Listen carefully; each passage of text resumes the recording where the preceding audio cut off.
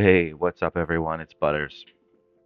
This video today is a spicy special edition video where I will be teaching you how to survive a civil war. So I'm coming to you today from a friend's city in nation 882, where there happens to be a civil war going on. The nation merged about 30 days ago on at the beginning of August 2025. This was 882's first merge. We merged with 639, which is actually an already double merged nation. So there's 5 nations of people here. But regardless, there was one group of people who didn't like how things are going, declared civil war, and have been doing their nonsense. So this video, though, is coming from the perspective of someone who is not one of the people causing the civil war. All right, this is for your everyday Joe who wants to survive the civil war with their troops intact, so they can keep playing the game. I will not be teaching you how to wage civil war. People who start civil wars are dumb assholes. All right? That's right. I'm saying it. Stupid assholes. So let me be clear about one thing. Civil war is bad. Period. It's bad for your nation. It's bad for your players in your nation. It's bad for the future relationships of everyone in the nation. It's never good. All right? Now, listen, there are instances where the top alliances need to go and clean up the nation because you have too many leakers not being held accountable, or you've got players with T5 troops in not permitted cities or alliances.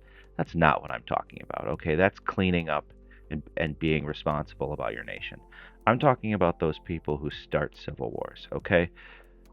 These are the guys who play the little game of hiding under their bubbles 99% of the time and SOSing people once a day with or some bullshit like that. All right? These people are the problem. These people are stupid assholes. All right? Special shout out to a player named Bambi from 882. This guy's on his third civil war in the past year and a half. He's basically a civil war specialist. All right? You could even go to the 882 nation chat and read his little declaration of war. But I'm not going to, because fuck that guy, and fuck anyone who follows him, and fuck anyone who starts civil wars. Okay, couple assumptions here, alright? I'm assuming that you are part of one of the top alliances in the nation, and you're part of a team that can support you. Alright, if you're not, I don't even know why you're even playing the game, and I don't even know why you're here watching this video, because you're obviously not looking to get better and learn and get stronger.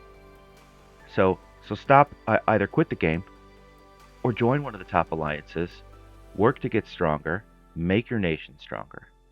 You won't be doing that hiding in some stupid small alliance. All right? So here I am. You can see I'm stuck in the middle of my hive, um, and playing the game. Other thing about this video is I can't really help you if your opponent is some huge mega whale tyrant. I'm not talking about, oh, some strong city. I'm talking about like some crazy whale who can attack anyone 20 to 1 and basically slaughter the rest of the nation. If you've got a situation like that in your nation and this person is just nuts, I can't help you, right? You're probably screwed. If that's the case, just leave the nation and go get a city in a nation where there isn't some dumb asshole tyrant. Okay, all right. Those are the bases. So let's begin. All right. So the first thing I'm going to tell you about civil wars is you should stay in the hive of your alliance. Okay, this is where you are most protected. Do you see? I'm in this square of green cities here. You can see my little yellow indicator there, right? I'm in there. Um, there are other cities out here. These are stragglers. These are the cities who are most likely to get attacked. Okay, if they drop a bubble. Why? Because they're outside of the hive. If they get attacked, no one's going to see it unless they happen to be staring at the alliance battle screen. So do yourself a favor and get in the hive. You're not a farmer, okay? Don't hide out with your farms, 1,000 feet away from the rest of your hive. Sit in the hive and be a warrior like a real player. All right. That was number one I wanted to touch on. Number two is surviving the Civil War, and preserving your troops. Okay? Now, there's a simple and easy way to survive a Civil War, and that is to bubble 100% of the time. Sure, it's easy, but it can be expensive. For most players, it's actually not necessary, right? You can survive a Civil War without bubbling by taking really just a few simple steps. All right. Um, but if you think about it though, like if you're going to buy a bubble every day, a 1 day bubble costs 900 gold. If you look at this city, I've got 6,500 gold. So what is that? 6 or 7 days worth of bubbling that I can afford in this city before I'm going to run out of gold. So I can't bubble all the time in this city, right? So there's got to be another way, and that way is basically to spread your troops around. Well, how does that work, right? Or why does that work? Well, the secret all has to do with your hospital. Okay, so I want to talk to you about your hospital. Your hospital is one of the most important buildings in your city, and your hospital and the level of your hospital, along with some research and officers, etc., dictate how large your wounded troop limit is, okay? And you can see here, right under the words building effect, the wounded units limit of this city is 34,000. That's directly from the hospital, and from the hospital, I believe. And then plus an additional 342.8 thousand. That's based on the number of medic stations you have. You should have all 8 medic stations, and they should be maxed. If you don't, you're just honestly, you're an idiot. Um, but do that. All right, so let's go back. So this city has 376.8 thousand wounded troops limit. So let's break that down a little bit. When you are attacked, your troops, some of your troops are killed. They may, right, if there is room in your hospital, they will go to your hospital first. And so in this case, this city can handle 376,000 troops in the hospital. Any troops lost above and beyond that 376,000, those troops will be permanently killed. That's a problem. All right. So, what is the secret here? The secret is to never have more troops in your city than your hospital can hold. Okay. Even if you have 376,000 troops in your hospital and you get attacked, right? They might use slaughter, they might use exterminate. That will kill some of your troops, but that's not going to kill hundreds of thousands. Okay. It's just going to kill, maybe 10, 20,000, who knows? That all depends on their officer levels, etc. So that's the secret, right? The secret is to not keep a ton of troops in your city, because if you don't, then you can only, then only some or even none of your troops will get hurt if you're attacked. All right, even if you don't have a bubble on. Sorry if the screen keeps dimming. So another thing you can do to increase your hospital capacity, especially when you're offline, is to appoint Bravestar. This Bravestar is only level 1, but at least this Bravestar is 5+ stars. And if you notice here, Bravestar increases your hospital capacity or your wounded troops limit. So as you can see now, this troop, the wounded units limit is 34,000 plus 410. So now this city can hold 444,000 wounded troops before you start taking permanent losses. So it's not a bad idea to equip Braveheart, especially when you're offline. All right, so that's the deal. So then how do I prevent keep my city from losing troops? And really the secret to that is just spreading your troops around.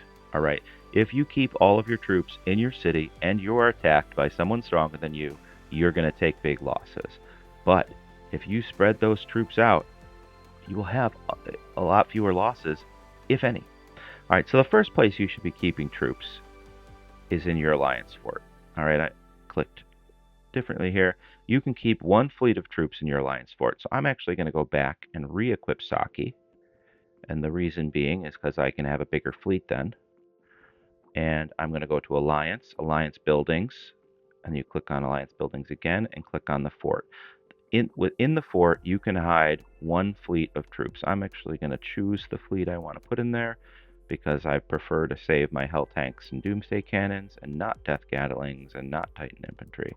So those are the troops I'm going to put in the fort. All right.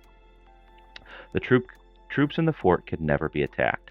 So honestly, when you're offline, you should just put troops in the fort Any of your other troops can be out, spread out and about, but those troops will never be attacked and never be wounded. Now, what do I do with the rest of the troops? You could put some in the hall, but the hall can be attacked and you will lose troops permanently if that hall is attacked. So I don't generally advise it unless you have another really strong player in there and the enemy is just not strong enough to contest with your fort. If not, just hide your troops in other cities. These cities are bubbled, and so I'm gonna just send them to some other cities. All right, so I do not have VIP activated right now, so I'm not gonna put it there. I'll put it here in Derek. All right, so if I had VIP, I would actually have 5 fleets. But now, if you go look and you see in the garage, the fleet army, I have 289,000 idle units, and that includes 37,000 units of zombies, right? So take out those. The zombies shouldn't be attacked, and I'll show you that in a second. But so what is that really? That's about 252,000 troops. Remember, my hospital is at least 376,000. So even if every single troop that I have in my city right now gets attacked and gets wounded, I won't have any permanent losses, except for those losses that come from exterminate and slaughter. So I mentioned the zombies. I do want to show you within the zombies under Biochemical Workshop. All right, there's a little checkbox over here for Join City Defense. Make sure this box is unchecked. Your zombies should not be defending your city. Because there's no way, especially like in a kill event, to hide troops if your zombies are always defending. Okay, but if you uncheck that box, your zombies will never be attacked and will never defend your city. And I recommend this because honestly, whenever I see a player defending with zombies, it's usually some rookie noob or someone who just has no clue what they're doing. Keep that unchecked so your zombies don't get killed also. All right. Now, you could make the argument, oh, but my zombies help me defend my city. That's not going to help you if some mega whale comes and hits your city, or if 5 people come and hit your city. Okay? It's not. So just save your zombies, save your troops. You're better off hiding troops and letting them hit you and take a little bit of resources. It doesn't matter. At least your troops survive. All right? Okay. So that's your hospital. So again, you notice my troops are spread around here. And so even if one of the people so let's say my troops are in this guy's city. Even if this guy's bubble drops and he's attacked, guess what? That's only one fleet, and that one fleet is smaller than the size of my hospital. So as long as I'm not attacked basically everywhere and all my fleets and all the cities where I'm hiding, I'm pretty much safe to not fill up my hospital too badly. So that really is the secret. So yeah, I might get attacked in someone else's city, and I might have some wounded troops, but it won't be more than my hospital. And so as a result, I'm not going to end up with permanent losses. All right, I'm going to take a drink of water here and keep going. All right, so these people who are attacking you in civil wars, there's typically like 3 ways in which they'll try to hurt you. Okay, number 1 is getting attacked with your city full of troops by SOS or even as a group, right? But we already covered that. If you keep most of your troops out of your city, hidden somewhere or just spread out, you're not going to hurt all that bad if they hit you. Okay? So we've already solved that problem. The number 2 is catching you at tiles, right? So if I wanted to like look for a mini tile, I don't know, I'll just look for one, right? I could send troops to a tile, but and I can do that from under a bubble. However, if an opponent rushes to the tile before you get there, right? The system registers them as a defender, not as an attacker. And so the way attacking versus defending works is that basically when you're defending, the troops that are wounded or troops that are killed go to the hospital first, just like your city getting attacked. And the attacker, that's not the case for the attacker. The attacker generally will lose more troops depending on their first aid levels on their strategy officers. So what you don't want to do is send your troops to a tile and have someone else rush there before you and kill your troops essentially. So if you are going to use mini tiles, you can, and it's fine. And actually, what is nice about mini tiles is they're kind of like they can be way off on the other side of the map where no one really knows and doesn't see them. But like I said, you can get caught. So really the trick is there, you're going to have to just watch your troops if you're going to use mini tiles and watch them go all the way to the tile. Or if you're sending to a gold mine that's 5 minutes away, set a timer for 4 minutes and 45 seconds. Come back to your city, take a look, and make sure that someone didn't rush ahead of you. Okay. Alternative to that, you don't have to use tiles. You can use elite mines. Now, what's nice about elite mines is that they can't. The enemy won't be able to rush to the elite mines before you because these are owned by your alliance and not by them. So you do need to be careful. There is actually one mine here that is contested that if I sent to this mine, they could, in theory, the enemy could run to this mine before me and um, and act as the defender. But in this case, there's one of my teammates is already there. But regardless, you got to watch out for that situation. It's not as common. Another thing I want to show you is when you are gathering at elite mines during a civil war, you should really never have more than 4 players gathering in an elite mine. So never have it be full. Why is that? So number one, once an elite mine is full, it doesn't show up on the list, and it makes it tougher for other players to send anything to. Number two, all right, quick cut there. I fumbled over my words and wanted to be clear on this. If there are 5 players in a mine, other players can't send reinforcements if that mine is attacked. So the advice and the best practice is during a civil war, maximum of 4 players at an elite mine. It's as simple as that. The other thing I want to show you with gathering at elite mines, right? When you go to an elite mine, you see this one's almost full at 235,000 minerals. If you look at the upper right here, your automatic fleet that the game will select for you is to gather the entire mine, right? But no one ever gathers an entire elite mine, and you don't need that much. Okay, so you're really just sending way more troops out than you really need to gather. Maybe you'll have your troops out for a few hours. Maybe you only want to send 30,000. Honestly, you don't even need to send that because during a civil war, you should really only care about doing your dailies.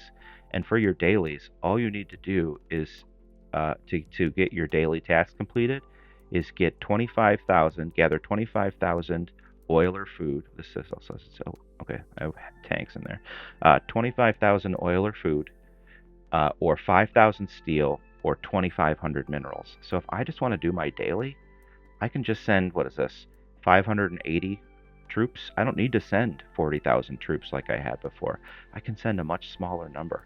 So I'm going to do that here, and you can see that, I'll get my dailies complete. So if you saw that before, this is a full steel mine. Click gather. It wants to send 120,000 troops. I don't need to put that many troops at risk. So I'm going to reduce my fleet size to only needing to gather, let's see, I need to gather at least 5,000 steel. I'll put 10,000. All right, because I'm just doing my dailies. Don't worry about gathering resources with your main city.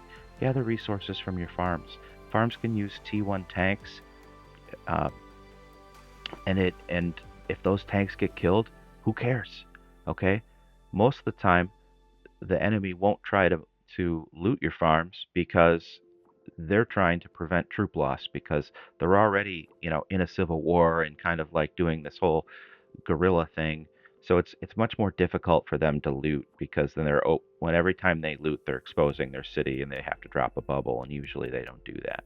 Now they do that in the third way. I'll show you that we do get attacked, or you do put yourself at risk during a civil war.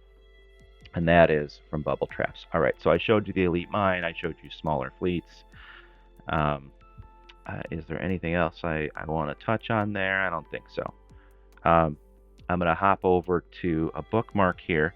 The other thing that enemies will do during civil wars is they will try to catch you in bubble traps. And this group in particular is they're like bubble trap experts. They even did bubble traps in Frenzy, which was like hilariously embarrassing because they kept getting busted.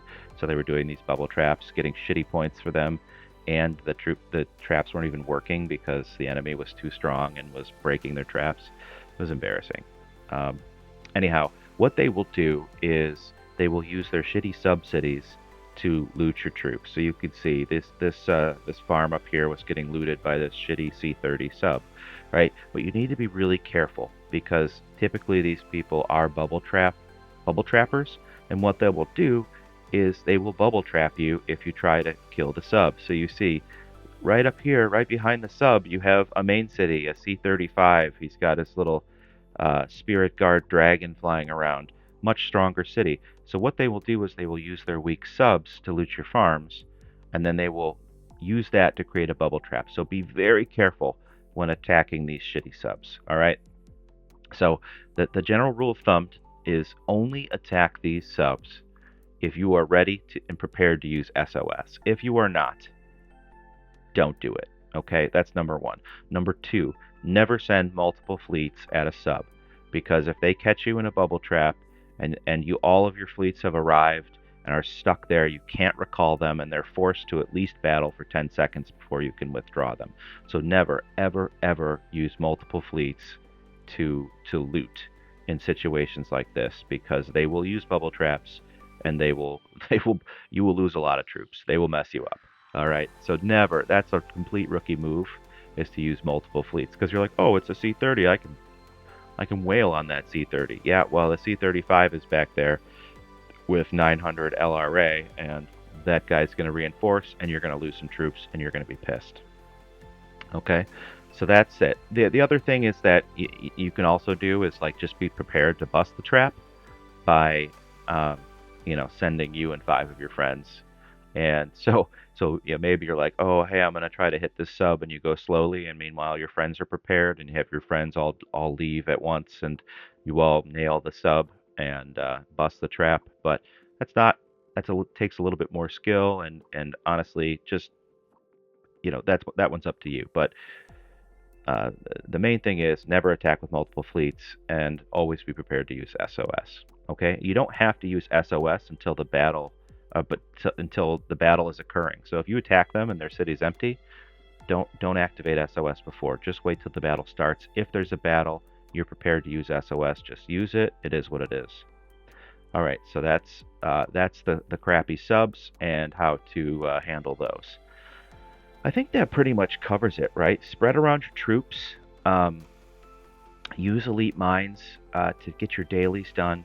Use your farms to gather resources. You don't need to gather resources with your main, especially at this level. Resources are not what's limiting the advancement of this city. What's limiting the advancement of this city is uranium up in the top right there. So until I have enough uranium, I don't really care about resources. I've got enough either in my bag or whatever to live. Also, if you kill a lot of monsters, you can you get a lot of resources for killing high level monsters. So just kill monsters. You know, find some level 35 sitting on the black earth, and you'll kill them. And hopefully, we can see if we have a monster report from some monsters we killed somewhere.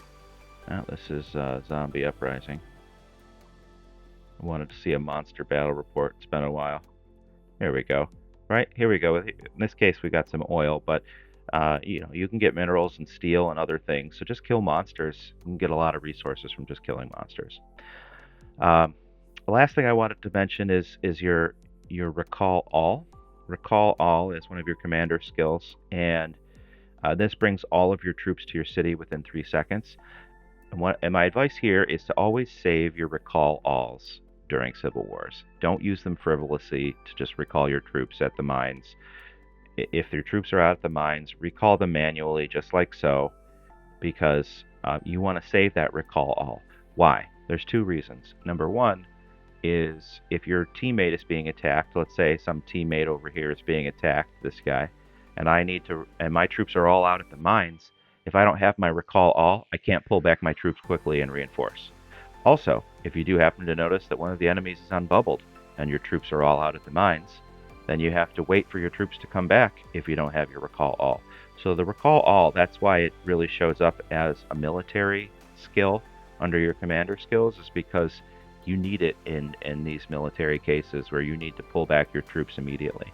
It can also be used for bubble traps to pull all your troops back, but you need to be careful that you're actually going to win the bubble trap against the opponent. Otherwise, you're just opening yourself up to allowing your hospital to be filled. So be careful trying to use it for defense and pulling back troops for defense, but it is good for instantly pulling back your troops so that you can reinforce your friends or attack enemies on a moment's notice. I think that's basically it, right? I mentioned the three ways that they'll get you with your city full of troops. So spread out your troops amongst many cities and you'll be fine. Number two is catching you at mini tiles. So just be careful. Either watch your troops go to the mini tiles or don't send large amounts of troops to the mini tiles. Or alternatively, just use the elite mines. Lastly, is the bubble traps. Be careful of the bubble traps with the shitty subs or even with the mains, but be careful and never attack unless you're prepared to use SOS and you have SOS available. I think that covers it. Covers it. So again, civil wars are bad, and people who cause civil wars or instigate civil wars and really you know keep them going, those those people, there's really no circumstance or no story part of it. There's no version of the story in which those people aren't stupid assholes. They're generally just selfish villains. They're either selfish or they're arrogant. They think they know better than everybody else, so they're going to attack people. Whatever the reason, it doesn't matter. Those people suck, and hopefully you don't have those people in your nation. But if you do, I'm sorry for you. Hopefully these tips help you to survive whatever civil war you're going through. And if you are one of these people, I just want to say from the bottom of my heart, go fuck yourself.